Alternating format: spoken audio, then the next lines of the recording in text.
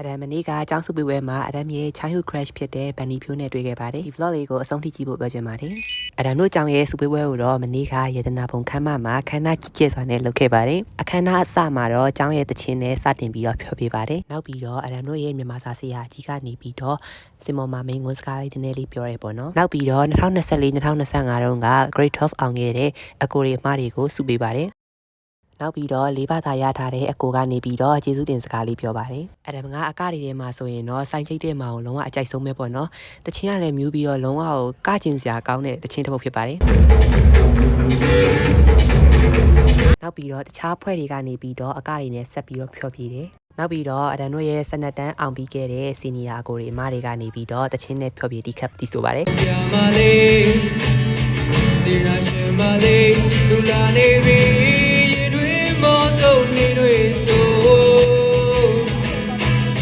တွေ့ခဲ့တဲ့အေးရကိုရဆိုင်ကတို့တွက်လေခမရတဲ့ခွေရဖြစ်တယ်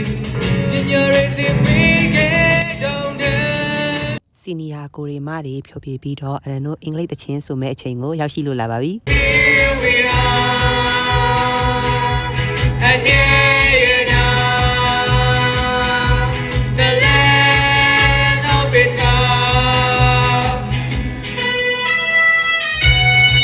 တော့တငယ်ချင်းတွေနဲ့တစ်ဖြတ်ပေါ့နော်နောက်ဆုံးအနေနဲ့မဆုပတ်မီကနေပြီးတော့အချင်းနဲ့ဒီဆိုပြပြပါတယ်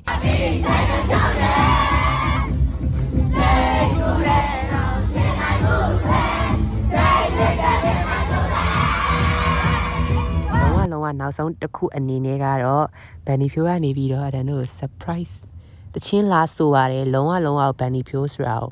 လုံးဝမသိခဲ့ရဘူးပေါ့နော်ဒီနောက်ဆုံးအချိန်မှသာတီးလိုက်ရပါတယ်အဲ့ဒါနောက်တစ်ခုပြောချင်တာကကြတော့အရမ်ရဲ့ဒီ vlog လေးကကြတော့2026ရဲ့နောက်ဆုံး vlog လေးလည်းဖြစ်ပါတယ်ဘာဖြစ်လို့လဲဆိုတော့အရမ်က grade 12ရောက်တော့မှာဆိုတော့vlog တွေကိုမတင်နိုင်တော့ဘူးပေါ့နော်